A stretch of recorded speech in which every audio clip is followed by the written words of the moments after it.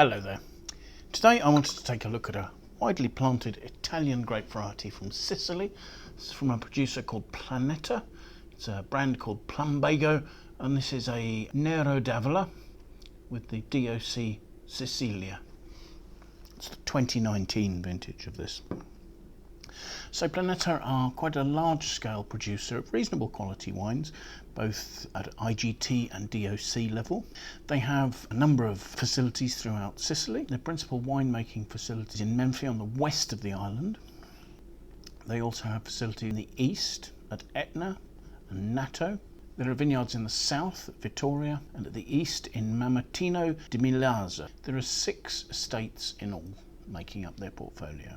The company was founded in 1995 by Alessio and Santi Planeta, and they were backed by their uncle Diego, and he had previously owned the Settesoli cooperative. This wine is from the Menfi region and comes from 2 vineyards, one at Olmo near their winery and the other at Dispenza. Neither of these are particularly high altitude vineyards.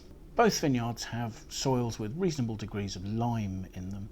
The Dispenza vineyard has deep chalk soils, and the Olmo vineyard has far less lime and tends to be more pebbles, but there's still a lime content in the soil. The vineyards are cultivated organically, and also they're cultivated according to the SOSTAIN set of protocols for sustainable viticulture. The vineyards are managed using cover crops, so beans and vetch are very commonly grown, so they can be ploughed back into the soils to return nitrogen to the soil. Wildflowers are encouraged, and that's maybe where the Plumbago name comes from, evidently. The Plumbago is a deeply coloured flower that grows particularly in the woods around the winery in Olmo. Although they're permitted in organic viticulture, Planeta try and use as little as possible of wetted sulphur and copper sulphate in the vineyards, preferring to use control methods for pests, for instance, such as sexual confusion, by releasing hormones in the vineyards and disrupting their reproductive cycles. Also, they use restorative treatments for the soils, such as zeolite, kaolin, and also vegetable extracts, rather than chemical fertilizers. The wine actually comes from 2 vineyards, one of them Olmo Vecchio, near the winery, the other called Vruka. The grapes are picked by hand, and the pickers will throw them into backpacks on the back to transport the fruit to the bins and move them on there to the winery. On arrival at the winery, the fruit is crushed and destemmed, and the must ends up in stainless steel tanks.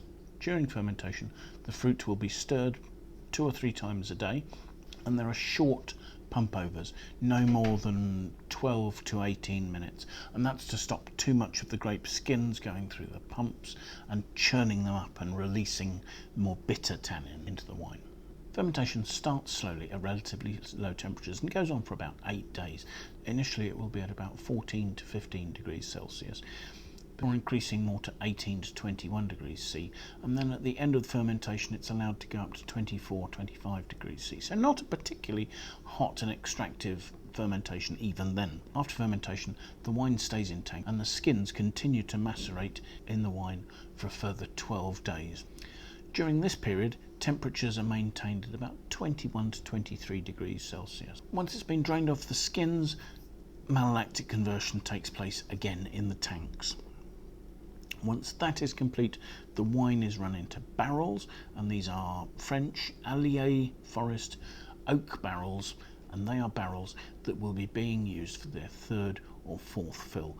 So the influence of oak flavour will be relatively minimal. The influence that they exert is primarily that of polymerizing tannins by allowing gentle oxidation with small amounts of oxygen passing through the staves of the barrels as they mature. And the wine stays in barrel for about 10 months and is bottled in the September the year following, so in this case September 2020. 2019 saw Planeta celebrate their 25th anniversary, and I think they were quite pleased with the vintage. It had started out with a fairly wet autumn that had filled up the soil's reserves of water very happily.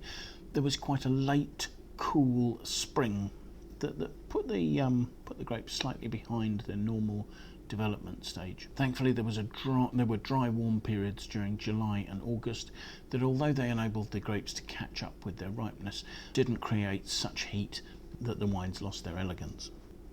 The Nero d'Avola had good colour and good aromas in 2019.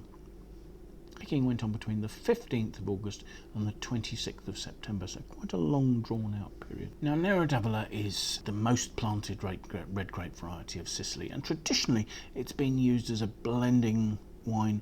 At one stage during the 19th century, Nero d'Avola was often shipped to mainland Italy to give extra colour and weight to wines being made there. Today the variety's undergone something of a resurgence, and you see examples of Nero d'Avola that spend long periods aging in oak and are meant for long aging.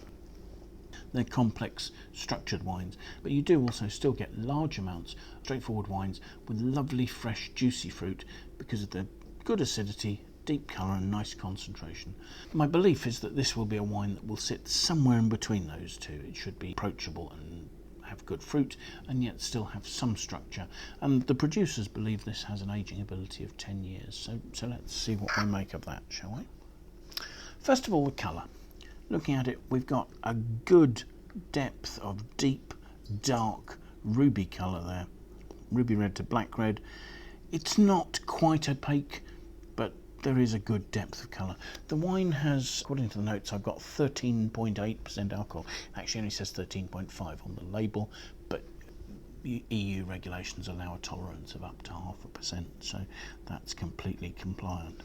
Swirling it, the 13.8% alcohol is giving this some quite powerful tears here. It's certainly a viscous wine.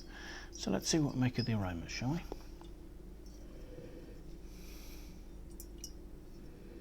Those are very rich. There's a hedonistic, ripe, almost ripe black cherry and raisin notes there. A really punchy, dark fruit. But there's also a sort of a high tone, slightly prune sort of note. And as I say, yes, those sort of raisin notes as well. Maybe some tiny touches of chocolate and coffee in the aromas. But generally it's this sort of lovely, juicy fruit. Attractive. So let's have a taste, shall we?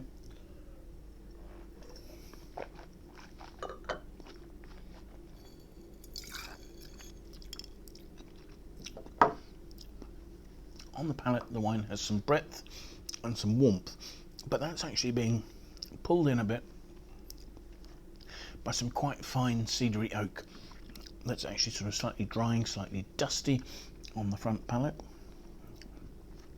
Behind that there is this lovely, juicy, starts off as mulberry fruit. There's some touches of spice. The drying notes of the oak tannins are giving sort of sweet spice, cinnamon notes on the front palate. But yes, there's still this sort of juicy black cherry, juicy mulberry, that sort of almost more sort of purple, but still very intense fruit. There's a roundness and a richness to the mid palate in its feel. There's a fairly heady alcoholic warmth, and there's a sort of a concentration. There's a core of black licorice, and then beyond that there is this black cherry note. There's perhaps a touch of more savoury notes in there, perhaps a little bit of chocolatiness, perhaps a little bit of drying oak. There's not much in terms of developed aromas or flavours. I'm not getting sort of dried leaves, forest floor, that sort of thing. This is still has a relatively fresh primary fruit there, and it's the freshness that's lifting the fruit really nicely. The wine's of midweight. The acidity and the tannins give a bitterness and a bitter grip to the mid palate, but the acidity is still sort of lifting that and giving that juicy black fruit note. Maybe the structure is giving a little bit of chocolate and cocoa notes as well. The flavours last reasonably well. I would say that the tannins are slightly cutting the finish short, so there's more of a sort of a structured, more cedary finish than there is the sort of the ebullient fruit. As I say, I'm not completely sure that this wine is a wine that I would leave for 10 years or so, but certainly it has the structure, it has the acidity to age for at least 5, 6, maybe 7 years without any issues whatsoever. So I think a reasonable amount of aging would be sensible as far as this wine is concerned. Although such is the juiciness of the fruit that it is actually quite attractive now. So thank you very much for watching. I hope you found the tasting of interest. If you've enjoyed it, do please press the like button. Do consider signing up and following us on YouTube. It would be fantastic to have your support. If you have any comments, please leave your feedback in the box below. It'd be really interesting to know more about what you're enjoying, about the tastings, the wines we're looking at, or anything else related to that. Most importantly, however, do please take some time and come and join us for another video tasting in the very near future, won't you? Thanks again. Bye for now.